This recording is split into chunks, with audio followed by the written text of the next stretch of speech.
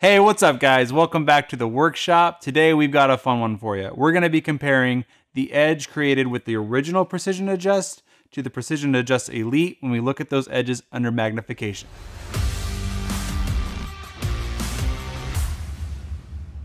Alright guys, so first off, what knife did we sharpen? We sharpened the Kershaw Leek, designed by Ken Onion, a friend of ours that's designed a few of our sharpeners himself.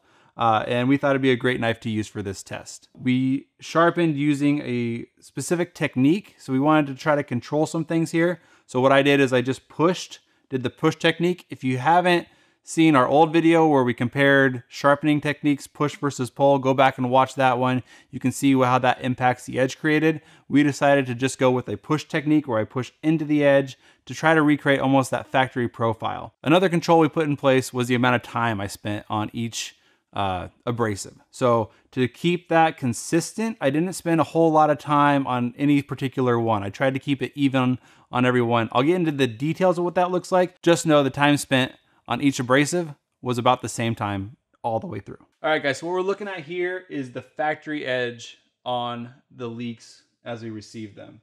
And as you can see, they're pretty consistent edges. Really good straight from the factory. Sometimes we see some weird stuff, but this is a great looking knife. The striation pattern is really consistent on this one. This one you can kind of see a little bit of burr that kind of got left on, just kind of hanging on there. And it's something you'd never see to the naked eye, but under magnification, that kind of thing shows up. We wanted to give you that as a reference as we move through the abrasive sets. To start out, we're gonna look at the leek sharpened on the original Precision Adjust. That's a 320 grit that moves into a 600 grit and then finished on a fine ceramic. The leek was sharpened at 20 degrees, which was about what the original factory profile was, so I didn't have to do too much material removal, and it matches up really well as far as reveal goes along that bevel edge. It's a softer steel, which was intentional. I didn't want to spend a whole lot of time sharpening any super steels, so that made it go quicker and I was able to be a little more consistent in the time spent on each abrasive. Let's look at the 320 grit. So the 320 grit, you can see a lot deeper pitting going on from that aggressive 320 grit abrasive. It's not anything too severe, but it would reprofile decently fast on most steels. I like it. It looks even, about what I expected to see under magnification. Now let's take a look at the 600 grit. You can see a lot of the deep pitting has been removed with the 600 grit, and you're starting to get a smooth finish. A little better than what I would say it was from factory. It's smoother than it was from factory. And normally I could probably just jump to the 600 grit and skip that 320, but we wanted to go through the full progression. But on a factory blade, you could start here.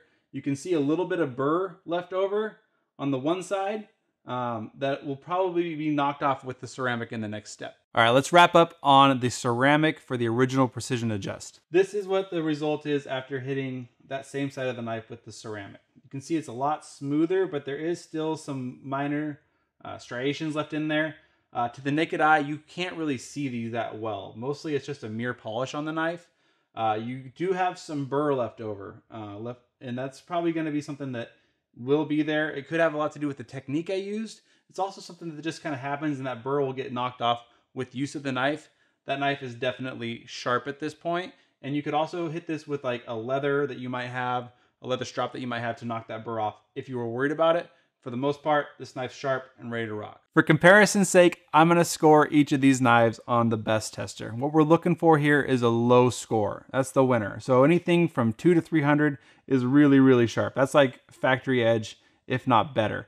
Anything in the 100 below range, we're talking double razor edge sharp. So let's see how this one scored on the original Precision Adjust. We got 207. Let's see if I can rotate that for the camera. That's really sharp. That's like a double-sided razor.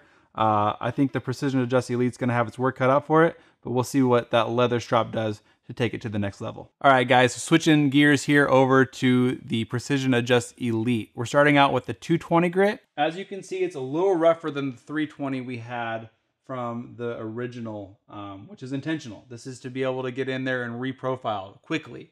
It took a lot less time to reach a burr with the 220 than the 320 that comes in the original, which makes sense. It's a more aggressive grit, gets the job done sooner, and you've got some deeper striations and pitting going on here, which is to be expected. Quickly moving on to the 320 grit, which is where we started with the original. We've removed some of that deep pitting from the 220. and you've kind of got a jagged edge going on here, which is again something I would expect after that 220 grit, which is pretty coarse. But the main thing I'm looking at here is, yeah, you can see some burr and some jagged edge, but we're starting to remove those deep pits from the 220, which is our goal because refinement will come later. Next up is the 400 grit, another grit you don't get in the original. This is another way to move through our refinement process, and you can already see the edge starting to come back into shape. We're getting less of those striations. So that refinement step, it's just a smaller step in between, but it does help, as you can see, remove some of those deeper pittings that we were seeing before. All right, next up was a 600 grit diamond. This is where we're really starting to see that edge come in to place. There's still some burr hanging off, but we're talking close to that factory edge all over again. I'd say even a little better than the factory edge at 600. So again, another chance to look at it under the microscope and know that where do you want to jump in on your knife? Do you want to jump all the way back and reprofile? If you don't need to go back that far, 600 might be the place to start on a factory edge that's not that dull. All right, the last of our diamond abrasives is the 800 grit. As you can see, it leaves a nice satin finish, better than factory, and you could almost be done at this point if you wanted a nice toothy edge. There's a little bit of burr left, but it's barely noticeable. This is a good working edge. Can't wait to see how it looks after the ceramic. All right, now for the ceramic on the Elite. After hitting the 800, you can see it leaves a nice glassy finish. I was actually surprised at how many striations show up under magnification because this was a nice mirror look to the naked eye. But that just shows you how powerful these lenses are. The transition is really nice between the bevel as well here. It's nice and even, and there's barely any burr left. This I expect to be an extremely sharp knife and really pretty looking to the naked eye. Finishing up on the leather, as you can see, we really removed a lot of the striation and you're getting a little bit more of that shine. The biggest takeaway here is there's literally no burr left on this. We've removed that burr completely. You're starting to see some shine here, which is something you can transition a little bit further toward the tip and almost create a micro bevel with your leather. If you raise that a few degrees, you can get this shine a little bit further out here towards your edge if you want. I expect this will score really high in the best tester after that stropping. Let's check it out. Moment of truth here. Let's see how the leather strop takes the sharpness to the next level with the Elite system. Remember, low score wins. Whew. 109. So that's ridiculously sharp. Both these knives I would not be ashamed of in any way, shape, or form, but 109 is really saying something. Well, that's it, but there were a few key takeaways I want to cover before we get out of here. For me, the Elite system is less about creating a sharper knife because, as you can see, both result in a really sharp knife. But the difference comes down to creating the edge that I want to create on my knife. Having those extra abrasives lets me jump into the process at different points and create either a satin edge that I might want, a toothy edge, be able to reprofile quickly. That's where the real difference lies, is being able to create those profiles that I want on my knife. That's going to do it for this week, guys. Make sure to comment down below what questions you have. Is there anything that you think we missed? What other things do you want to see us use the magnification light for? It's a lot of fun to get in, look at these edges closer. And we want to know how you guys want to see us use it in the future. If you want to take a closer look at some of these images, we'll post those on Instagram later this week. Make sure you're following us at WorkSharpTools, and we'll see you next week. Thanks for watching, guys.